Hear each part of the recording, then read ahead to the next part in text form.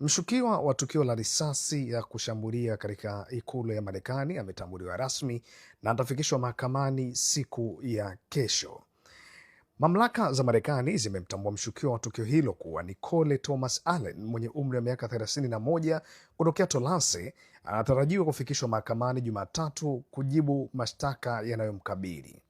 Kwa mujibu wa Joanin Pilo, mshukiwa huyo anakabiliwa na makosa mazito ikiwemo matumizi ya silaha katika uhalifu wa vurugu pamoja na kushambulia maafisa wa serikali kwa kutumia silaha hatari. Ameeleza kuwa kesi hiyo itasikilizwa katika mahakama ya shirikisho nchini Marekani, huku taratibu zote za kisheria tayari zikiwa zimeanza dhidi yake.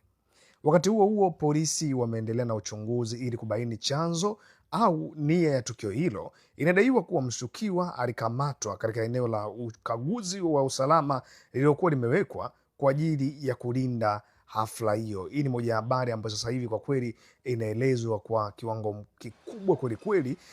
Baadhi ya polisi wa Washington wamesema mshukiwa wa tukio la kufyatua risasi katika hafla ya waandishi wa habari wa ikulu ya Marekani alikuwa ni mgeni katika hoteli iliyokuwa mwenyeji wa hafla hiyo. Kiongozi mwandamizi wa polisi Jeff Carlo amesema chumba chake kimeshikiliwa kama sehemu ya uchunguzi unaoendelea. Amesema mshukiwa huyo hakuwahi kujulikana na polisi kabla tukio hilo na hakuna ishara ya awali iliyokuwa ikionyesha hatari yoyote ile kama inaweza kufanywa na mtu huyo. Polisi pia wamesema eneo la ukaguzi lililopo kwenye mlango wa tukio hilo lilisaidia kumkamata mshukiwa haraka baada ya tukio. Aidha, mamlaka zimesema kwa sasa hakuna dalili za kuwepo kwa tishio lingine kwa umma, hivyo hofu na taharuki yoyote ambayo watu wanatakiwa kuwepo nayo isiwepo hata kidogo, kwa sababu jambo limeweza kudhibitiwa vizuri na huyu mtu ataweza kufikishwa mahakamani siku ya kesho Jumatatu.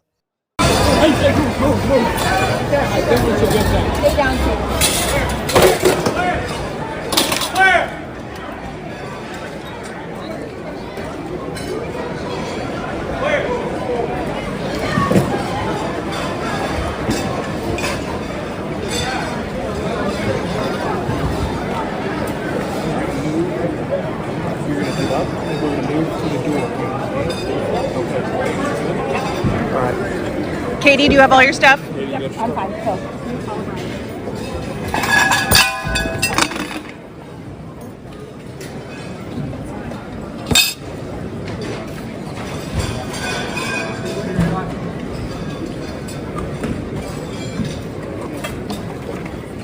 Stand by. Yes, sir.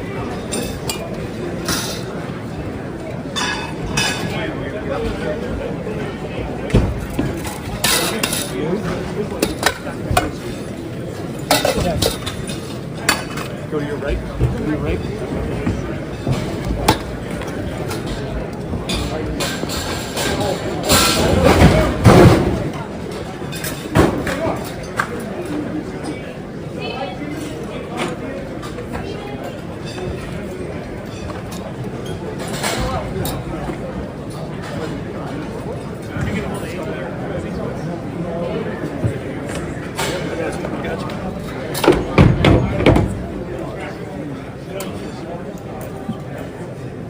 Push out back there. Yeah. Swap sides.